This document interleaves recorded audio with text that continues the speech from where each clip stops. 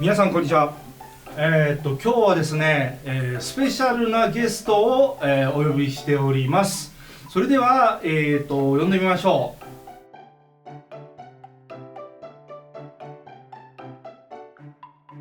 じゃん、岩島先生ことオィスティン・ボーズヴィック先生です。イエーイ。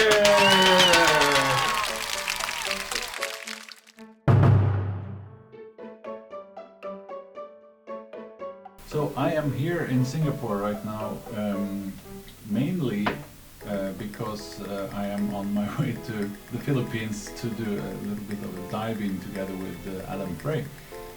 But I also found out since I'm here, why not do some teaching? So at YST I did some masterclass today and a little bit of private teaching, and then on Monday I will do a recital here in Singapore.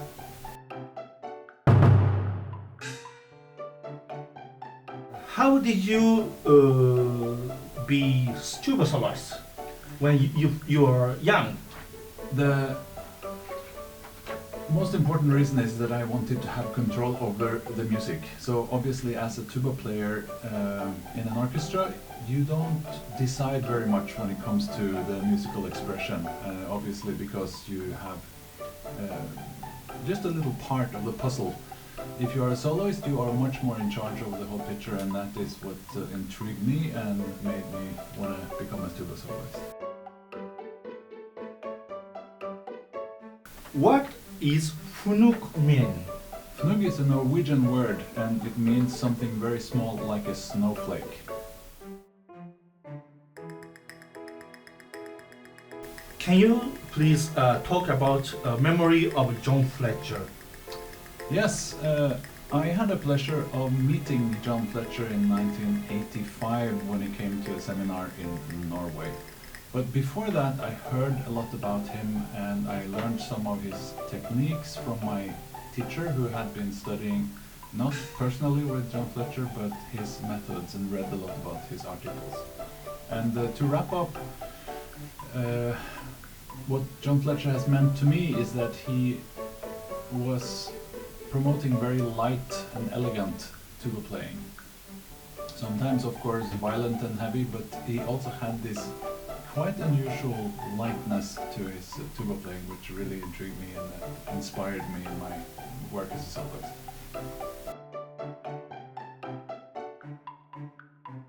Is it possible to be soloist without study in music school?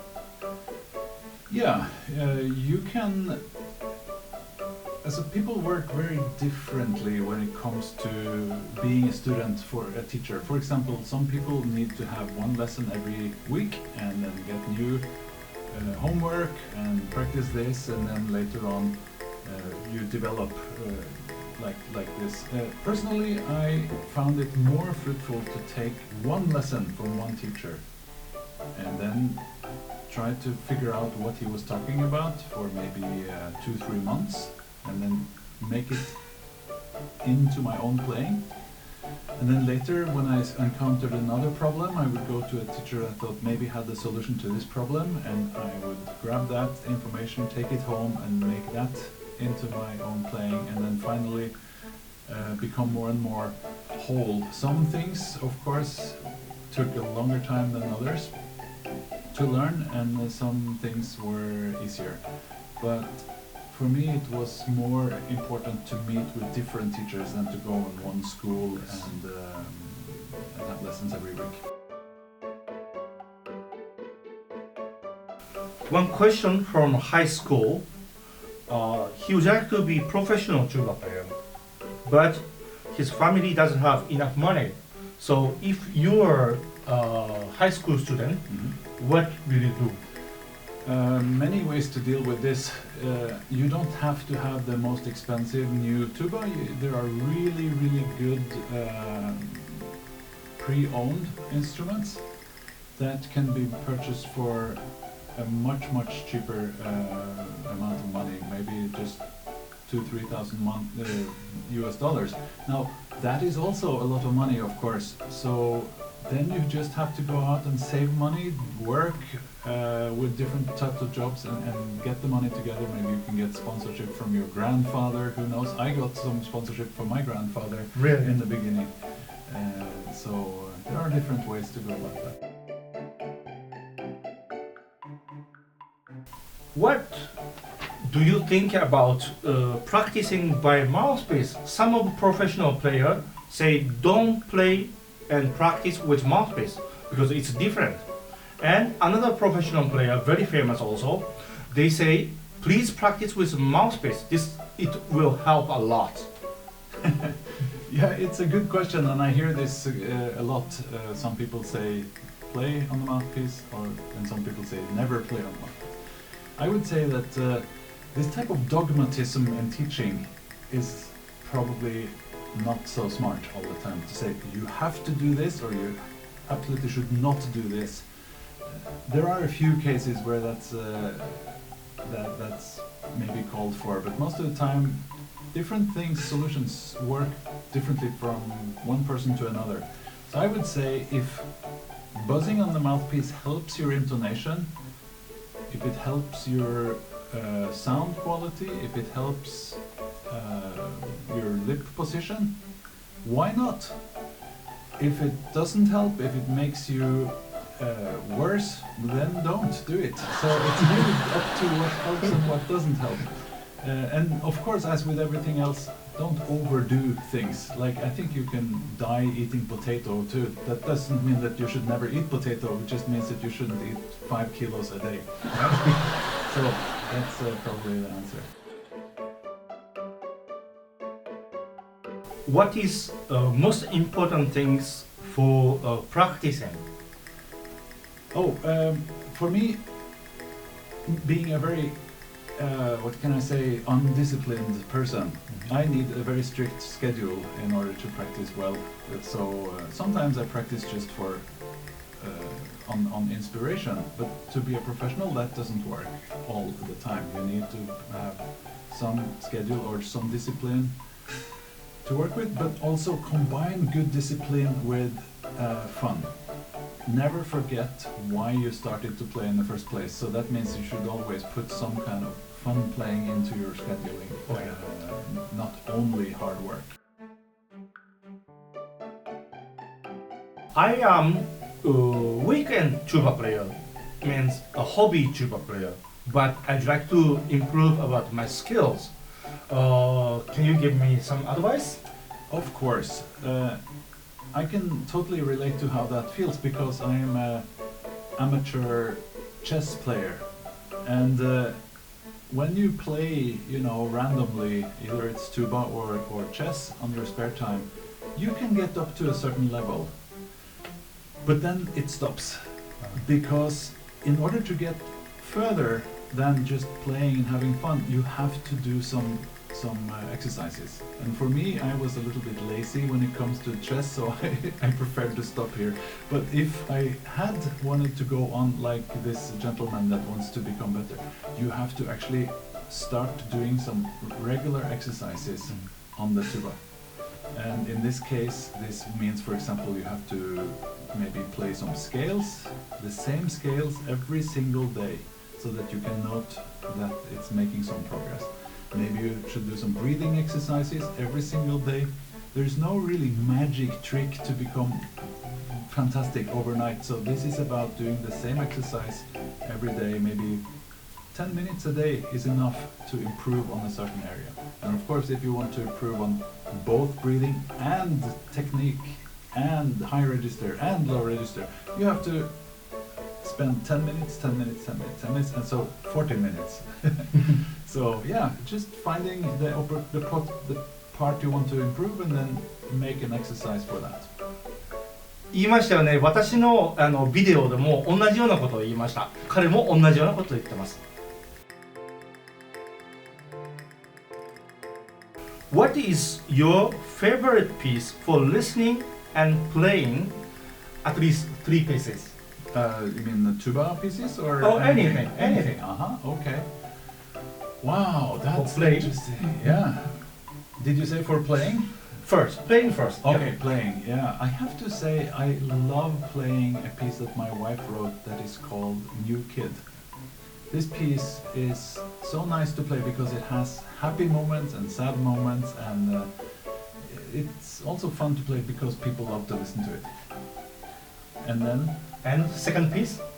I For like playing, yes, for playing. three pieces for playing. Okay, I really like to play, let's see, the Tuba Concerto by John Williams.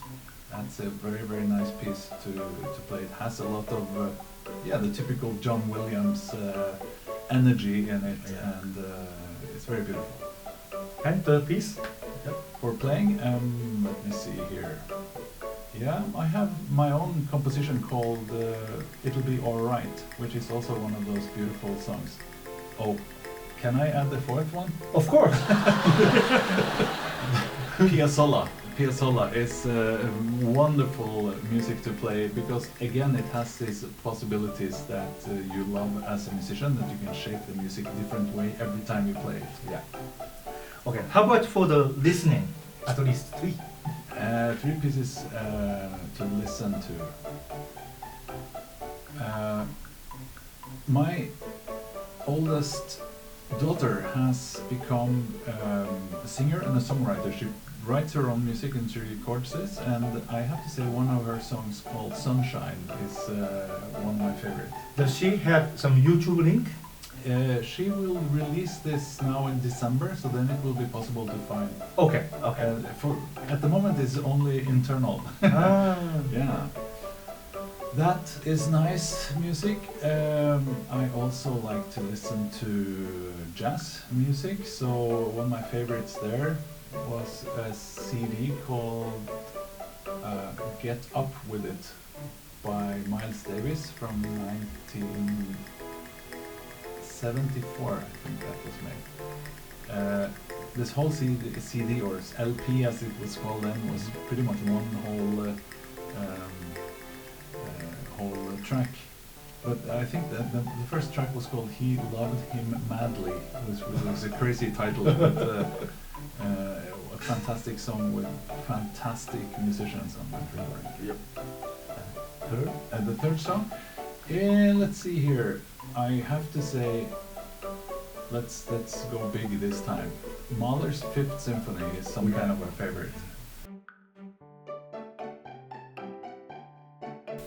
What you think about these kinds of SNS music teaching program? SNS, what's that? Social network service. Oh, like we're doing now? Yeah. I think it's obviously another tool in the toolbox for learning how to play music, and I think it will become increasingly important because everybody carry a telephone around, and if you have access to the information here, it should be easier to find. Now, if people become better musicians from that, I'm not sure, because of course this telephone will also steal a lot of your time when you're sitting there. You could have practiced, but instead you are checking out Facebook. And so if it's real information you're finding and you're actually using it, then it will be a fantastic tool. Yep. For my opinion, I think these kind of things can teach about theory and how to practice. But maybe for the sound quality and how to approach of music, it's still tough to without one-on-one. Yes. Yeah. It's definitely very important to have a person with good ears that can tell you this you're doing good and this you should improve. I can really testify to that from my own experience as a student. I remember so clearly I was working in the low register of the tuba and I heard this sound, but I can change it to this sound, and I had no idea if that or that one was the better one. Same with interpretation. Is this good or is that good? I was really confused. Yeah. So I totally agree. You definitely need teachers for some of the development. 前お話しした通り、その SNS、YouTube とかで聞くことよりも、実際に会って実際その人の演奏しているものを見てもらってアドバイスしてもらうということが非常に大切だということですね。Last question is, what is your next project? My next project, there's always concerts of course, but I think the next project is to work on some new sonatas for recording. For example, my wife just wrote a new sonata that I premiered in the US now a month ago. Cool. And we are going to try to record that, and that is probably the next big project. Okay, Mr Baadsvik, thank you very much for coming. My pleasure. And we are friendship in more than 20 years ago. We met in 1997 in Riva del Garda in Italy. And I studied with him in his house, and also I studied with him in several times in Japan, for example. And we are doing friendship. And thank you very much, Oistein, again. And so now we're starting party. 乾杯。OK、ありがとうございました。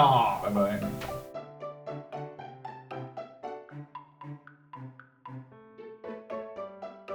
ご視聴ありがとうございます。チャンネル登録の方をよろしくお願いします。